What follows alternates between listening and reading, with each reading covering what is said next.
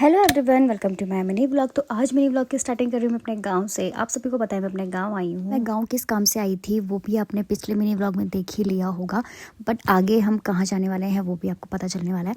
तो हम थोड़ी देर के लिए घर आए थे और हमने थोड़ी देर रेस्ट किया था। उसके बाद हम निकल चुके थे मेले में और पापा अपने काम में फिर लग गए थे।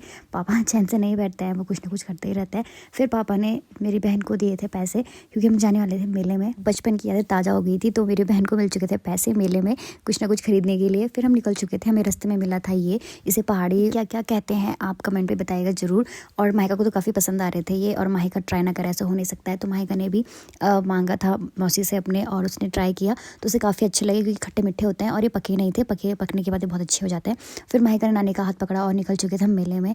जो सीता माता का जो मायका माना जाता है ना, वो दूसरे गाँव में माना जाता है। जो ससुराल माना जाता है वो हमारे गाँव में माना जाता है।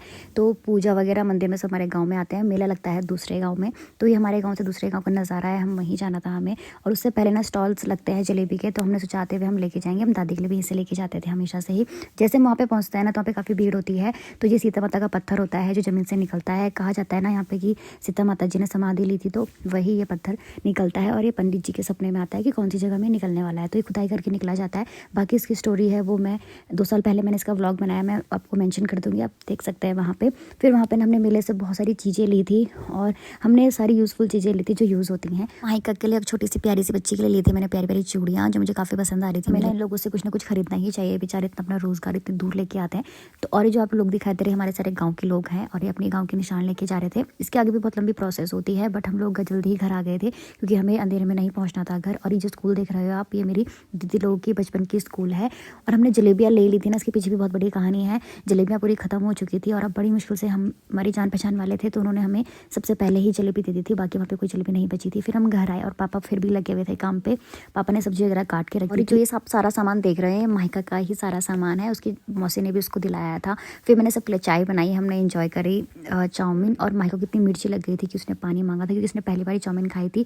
उसे अच्छा भी लग रही थी और उसे मिर्ची भी लग रही थी। फिर उसने जलेबी भी खाई साथ में। फिर मेरी बहन ने धुले थे बर्तन, और हम ऊपर वाले फ्लोर पर चले गए थे, और माहिका ने अपना सारा सामान फैला दिया था जो मेले से लेके आई थी, और उनसे खिलने भी लग गई थी। और ये हमारा ऊपर वाला फ्लोर है जहाँ हम सोने वाले थे आज। कभी किसी जमाने में मेरे दादी का किचन हुआ करता था। और माहिका का जो क्लासिकल है ना, ये तो हर जगह मस्ट हो गया है कि इसको करना ही करना होता है। और हमारे घर से वीडियो कॉल आई थी हमारे सब भाई बहनों की, क्योंकि उन्हें यहाँ की याद आ रही थी, तो उन लोगों ने वीडियो कॉल करी थी। फिर मैं नीचे वाले फ्लोर में चले गई थी मम्मी के पास किचन में। तो मम्मी वहाँ पे सब्जी बना रही थी, क्योंकि मम्मी को सारा आइडिया है, तो मम्मी ही सब्जी वगैरह बना रही थी वहाँ पे। फिर मैंने सोचा कि मैं अपना काम कर लेती हूँ, तो मम्मी ने कहा था अब तब तक सोने की तैयारियाँ करो। तो मैंने रजाई गद्दे वगैरह सब निकाल दिए थे बक्से से। इन्हें बक्से बोलते हैं पुराने जमाने। आज के मिनी ब्लॉग में इतना ही दोस्तों, मिलते हैं नेक्स्ट मिनी ब्लॉग। तक के लिए बाय बाय, अपना ख्याल रखिए।